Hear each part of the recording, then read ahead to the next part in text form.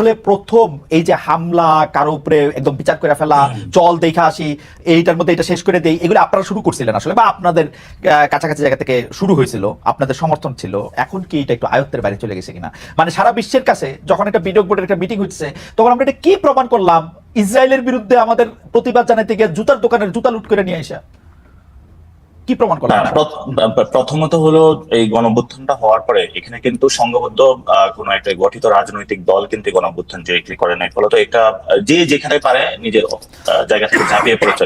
এবং পুরো জিনিসটাকে কিন্তু আমাদের গণঅভ্যুত্থানের পরে কন্টেইন করাটা আমরা করেছি, এবং এটা যতটুকু এখন স্টেবল পজিশনে মানে এসেছে, প্রায় আমাদের মাঠে 176টা মুভমেন্টের ওইখানে গিয়ে আমাদের কাজ করতে হয়েছে, এবং আমরা আমাদের যতটুকু শক্তি ছিল সর্বটুকু আমরা ব্যয় করেছি যাতে কোনো বিশৃঙ্খল না ঘটে, এবং এই ডিসঅর্গানাইজ ফোর্সটা একটা অর্গানাইজিং, এবং এটার জন্যই কিন্তু আমরা প্রথমে নাগরিক কমিটি গঠন করেছিলাম, এনসিপি গঠন করেছি, এবং একটা ডেমোক্রেটিক প্রক্রিয়ার মধ্যে যাচ্ছে যাতে এইভাবে কোনো কিছু না ঘটে। আর দ্বিতীয়ত যে বিষয়টা, এটা তো খুবই নিন্দনীয় কাজ যে ঘটনাটা ঘটেছে, এবং আমাদের কিন্তু রাজনৈতিক এডুকেশন, আমরা বারবার বলে থাকি যদি আমরা বিএনপি এনসিপির এই মেজারমেন্টের মধ্যে থাকি, কিন্তু আমাদের মূল জায়গাটা আমরা যেটা কাজ করতে হবে, আমাদের দেশের যে পলিটিক্যাল কালচারের জায়গাটা থেকে মব জায়গাটা, এটা কিন্তু আগেও ছিল, আগেও বয়কট সেশন এসেছে, বিভিন্ন জায়গায় সংঘবদ্ধ হামলা হয়েছে, এবং বিভিন্ন সময় কাজগুলো হয়েছে, কিন্তু আমাদের সামনে এখন সুযোগ এসেছে যে আমরা এগুলো বন্ধ করবো কিনা, এটা আমাদের সামনে সুযোগটা এসেছে। ওই বন্ধের প্রক্রিয়া শুধু পুলিশ ডিপ্লয় করলে, আপনি আর্মি ডিপ্লয় করলে অনেক সময় পারবেন না, তারা আর্মি পুলিশ বিভিন্ন জায়গায় তাদের সাথে হলো জড়িয়ে যাচ্ছে। এটার জন্য হলো জনগণকে বিভিন্ন জায়গাতে রাজনৈতিক দলগুলো তো হলো এগিয়ে আসতে হবে, এবং এটা যেটা ছাত্র দলের উদাহরণটা এসেছে খুব ভালো, এবং আমরাও কিন্তু মন্দির পাহারা দিয়েছিলাম, এনসিপিও কিন্তু ওই জায়গায় সার্বক্ষণিক কাজ করতেছে যাতে হলো এই ধরনের কোনো প্রক্রিয়াগত মানে কাজগুলো না ঘটে।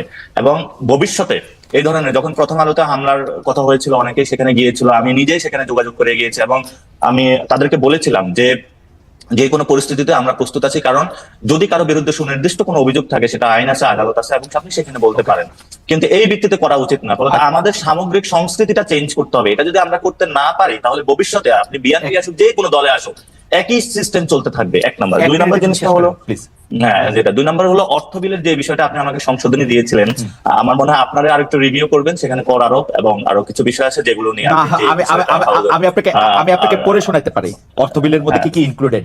অর্থ বিলের বাইরে আসলে সরকারের কোনো ব্যয় সম্ভব না, অর্থ বিলের সরকারের কোনো ব্যয় সম্ভব না।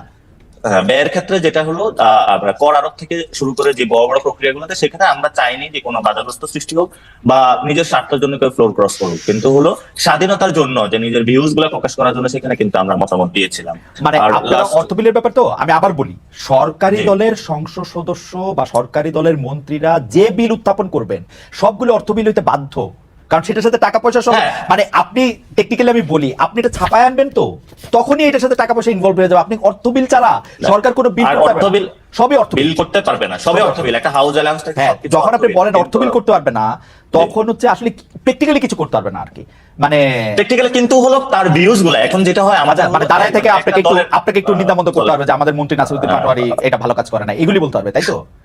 সেটা তো প্রধানমন্ত্রীর যে দলীয় ফোরামের বাইরে উনি যাইতে পারবে কিনা, সেখানে আমরা মনে করি স্বাধীনতা থাকবে, এবং এটার কোনো যদি অর্থ বিলে আসে সবকিছু হয়, সেখানে হলো তার সমালোচনা করা যায়, যেটা এখন নাই। আমরা সেই মনে করি সেই সুযোগটা হলো ভবিষ্যতে থাকা উচিত। আর ভবিষ্যৎ বাংলাদেশের রূপরেখাতে আপনারা যে কথাটা বলেছিলেন, যে এটা বিএনপি হোক, আওয়ামী লীগ হোক, যে কেউ হোক না কেন, ডক্টর ইউনূস সাহেব এখনো আছেন, ভবিষ্যতে যদি আমরা সংস্কৃতির ক্ষেত্রে চেঞ্জ না করতে পারি, আমরা কোন দল যে দলই বাংলাদেশে যত সুন্দর দল নিয়ে আসুক, জনগণের সামগ্রিক জায়গা থেকে পরিবর্তন করতে হবে। আর আপনি যে নিউজগুলোর কথা বলেছেন, আমিও প্র্যাকটিক্যালি গ্রামে গিয়ে দেখেছি, সামাজিক ভাবে আমাদের অনেক পরিবর্তন। আপনাদের নিউজগুলি তো বলি নাই, আপনাদের নিউজগুলি কি একটু বলবো? আপনাদের নিউজগুলি কিন্তু হচ্ছে যে আরো মারাত্মক।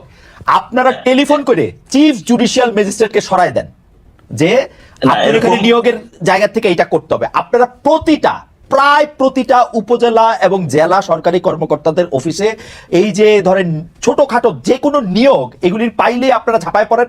আপনারা প্রতিটা থানায় ফোন করে বলেন আমি সমন্বয় কুমুক।